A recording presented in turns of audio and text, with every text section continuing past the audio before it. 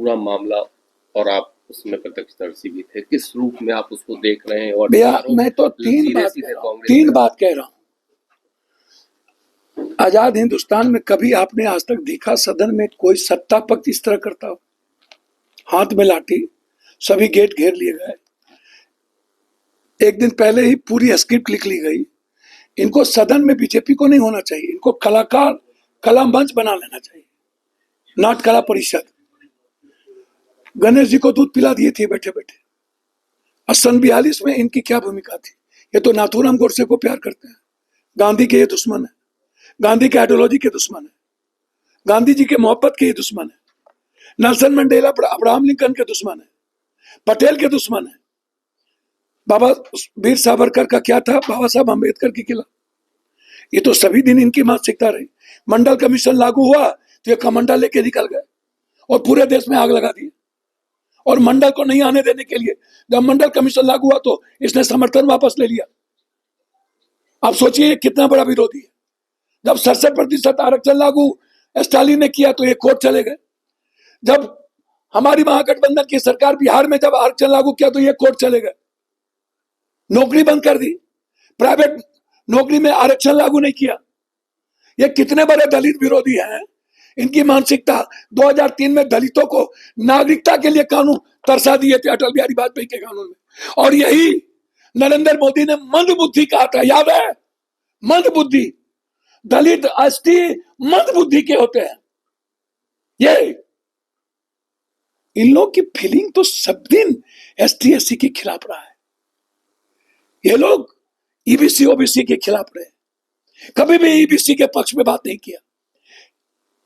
और बाबा साहब अंबेडकर, ये लोग को तो लगता है कि भगवान, ये कैसे? बाबा साहब अंबेडकर, हिंदुस्तान में रहना है तो अंबेडकर करना होगा।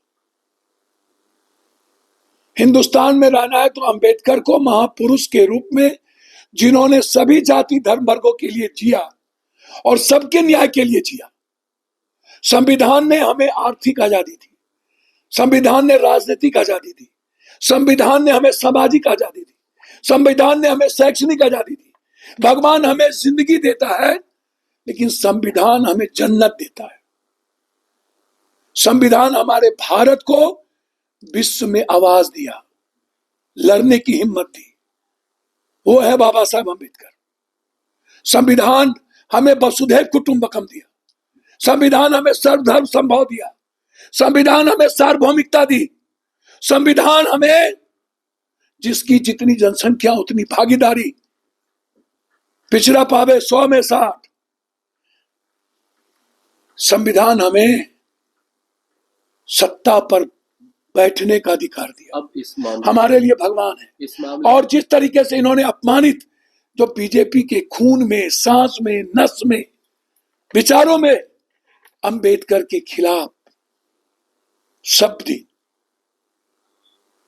और जिस तरीके से सदन के भीतर हम थे, हम 4 बात इनसे कहेंगे। जो दुनिया का सबसे ताकतवर अपने को 56 इंच का सीना कहता है, ये 2 वीडियो क्यों नहीं ला रहे हैं? एक महिला को अपमानित करने वाला और दूसरा धक्का देने वाला। अभी तक वीडियो क्यों नहीं? सीसीटीवी फुटेज में होगा। इनके एमपी कहते हैं राहुल गांधी आगे थे। मैं कह रहा हूं कि इन लोगों ने मेरे आंखों के सामने मुझसे धक्का मुक्की कर रहे हैं।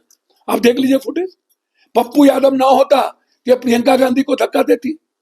इन्होंने सीपीएम के एमएलए को धक्का दिया, एमपी को। ये लाठी लेकर के, सबके हाथ में लाठी, पूरा स्क्रिप्ट कल ही लिखा चला गया था कि बाबा साहब अंबेडकर के मुद्दों को भटकाना है। बाबा साहब अंबेडकर के जिसने अपमानित किया है, उनके जीते जी मैं आग्रह करूंगा, वो अपमान या देश नहीं सहेगा। हम ना होते तो आज प्रियंका गांधी जी पर हमला होती, करते ये लोग। प्रियंका गांधी जी बैठ गई, जो करना हो करो, और हम दौड़ के गए सदन के भीतर। राहुल गांधी जी को इन्फॉर्म मैंने किया, हम राहुल जी को लेके आए। राहुल जी पूछ रहे हैं तो निशिकांत कहता है कि है गुंडा, है राहुल, है गुंडा। निशिकांत 100 चूहा खा के बिची चले हज करने। मैं अपने सरकार से कहूंगा इसकी पूरी इंक्वायरी करो, कितने जमीन, इनका डिग्री, शादी किससे किया है, इनकी डिग्री किससे है, इनका क्या चरित्र क्या है, इनका कैरेक्टर क्या है।